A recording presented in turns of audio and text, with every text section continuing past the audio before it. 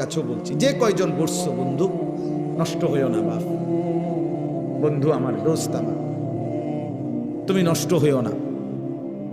নারী, নাচ, গান, জিনা, ব্যভিচার, মদ, জুয়া, সারাদিন এই মোবাইল টিপা, আর এই বিশ্রী চুল, এই বখাটেপনা, পেশাব করে পানি নাও না, ঢিলাকুলুক ব্যবহার করো না, কোনো দিন ফজরের নামাজ পড়ো না, 5 ওয়াক্ত নামাজের জিন্দিগি সেজদা যাদের নাই, দোস্ত আমার, তুমি ভালো নাই, তুমি ভালো নাই।